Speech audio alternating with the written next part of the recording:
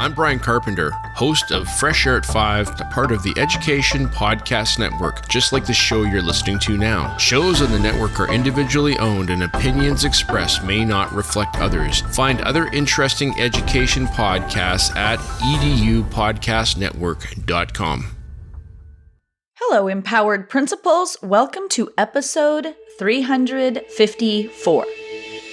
Welcome to the Empowered Principal Podcast, a not-so-typical educational resource that will teach you how to gain control of your career and get emotionally fit to lead your school and your life with joy by refining your most powerful tool, your mind.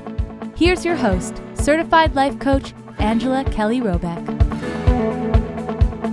Well, hello, my Empowered Principals.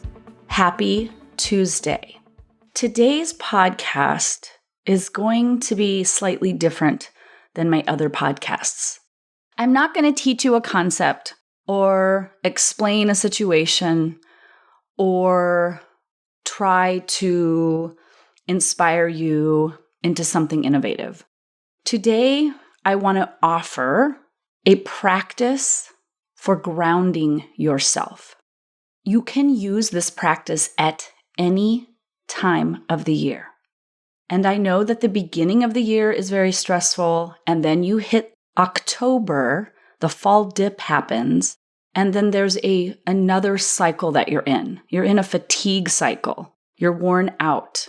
So while this podcast may be dropping here in the fall season of your school year, you can utilize this practice at any time you feel emotionally dysregulated, if you feel any kind of fatigue, or if something has triggered you.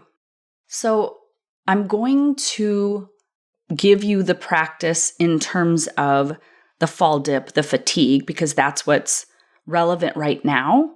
But as I speak, I want you to consider how these questions might apply to when you are triggered by something or someone, or when you're feeling emotionally dysregulated. Because at the end of the day, empowered leadership, empowered school leadership is all about the ability to regulate your emotions. Because our emotions are the fuel that drive, that ignite the decisions we make and the actions we take.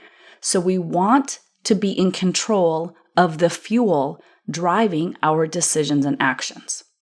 And I know that in schools, we don't spend a lot of time talking about emotions, expressing emotion, and certainly we don't talk about how to regulate our emotions, because as adults, we feel embarrassed that we don't know how. But we shouldn't feel embarrassed because we've never been taught the skill. And if there's any legacy that I would like to leave on this planet, I want to be known for bringing emotional regulation to the mainstream practice of our educators so that we can educate students. It's the gift of a lifetime to any human on the planet, is to be able to regulate emotion. So, in this fall season, you're either going to be feeling completely overwhelmed, completely fatigued, or something has triggered you. It's taken you off course. You feel a little discouraged or defeated or disappointed. The first thing I invite you to do is to just sit down. Whether you're at school, sit in your office, close the door. Nobody's going to die if you close your door. I need 10 minutes. Tell your secretary I need 10 minutes to myself. Close the door, close the blinds, close the shades, whatever privacy you can create for yourself. I want you to just breathe. Take a deep breath in. Take a slow, deep breath out. This is the first step in regulating your nervous system and your emotional energy. I like to put one hand on my chest, my heart, and another hand on my belly. And I put my feet flat on the ground, and I just take 3 deep, slow breaths.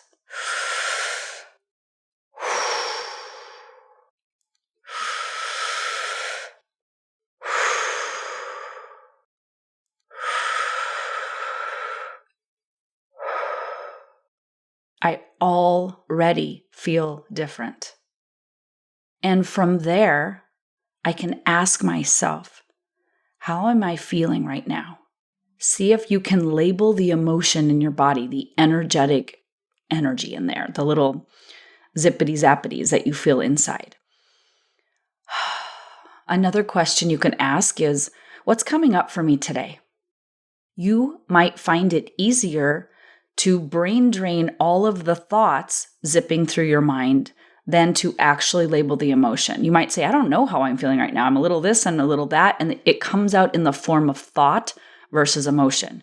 You might say, I'm really upset because da da da da da da da. Those are thoughts, not emotions. The upset is emotion and the thoughts are why. So you can ask yourself, what am I actually feeling right now? Why am I feeling this way? Or what's coming up for me? And just let the mix of thoughts and emotions pour out. Another question you can ask is, what do I need right now? What's coming up for me and what do I need? What do I need physically right now? What do I need emotionally right now? Another question you can ask yourself when you're feeling exhausted. If you're feeling fatigue, I want you to ask yourself, what kind of fatigue am I feeling right now? Am I physically tired? Like, could I just crawl into bed or take a nap? Do I feel that tired? The answer might be yes. You might have been burning the candle at both ends, and what your body honestly needs is a good sleep. And if that's the case and you're at work, you have two options. You can go home and get some sleep, or you can take a walk, energize yourself to get through your day, get a cup of coffee or soda or something that perks you up, drink some water, get a snack, regulate yourself physically until you can go home. If you're not able to literally say, I'm not well, I need to take a half day, and you go home and sleep.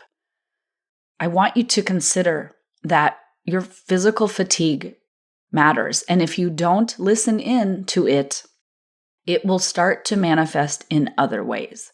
Physical illness, physical energy loss, mental cloudiness. There are so many ways that physical fatigue can impact you.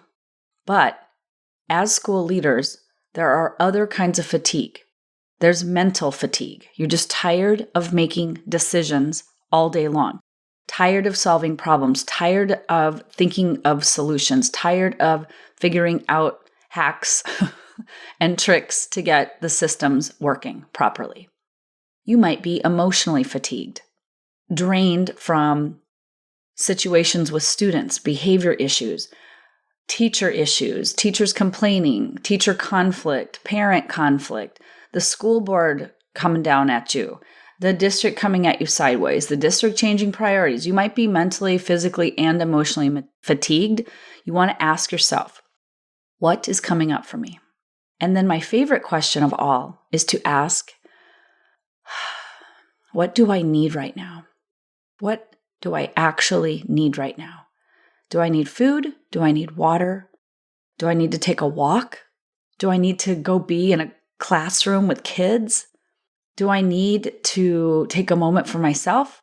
Do I need to send that email? Do I need to schedule that phone conversation or that teacher observation?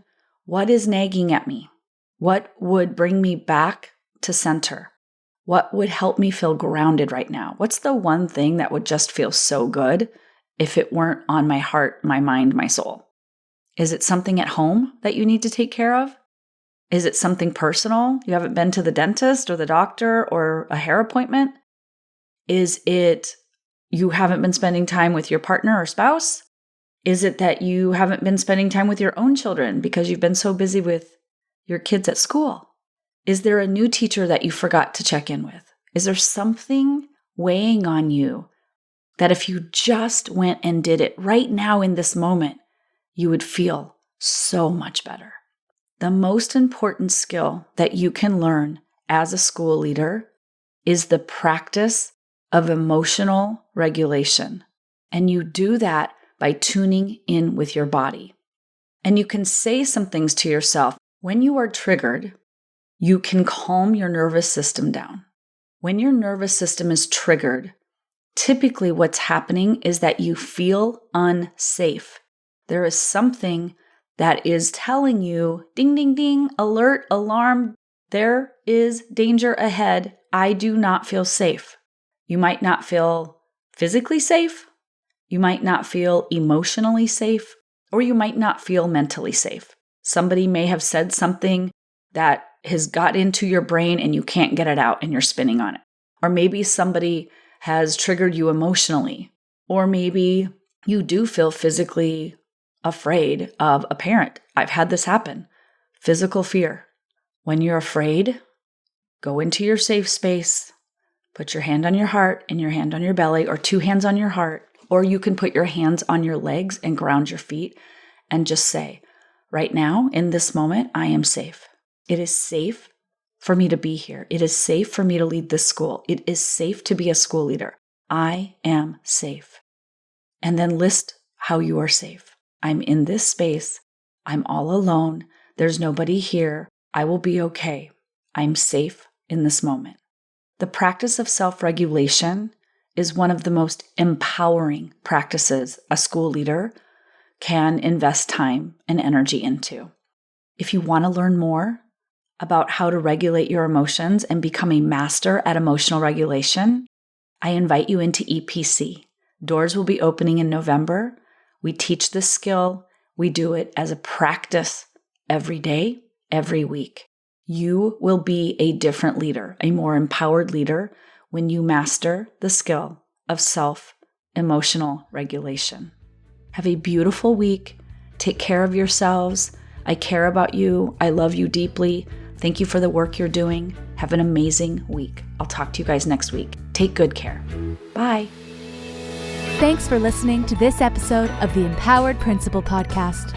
If you enjoyed this episode and want to learn more, please visit angelakellycoaching.com, where you can sign up for weekly updates and learn more about the tools that will help you become an emotionally fit school leader.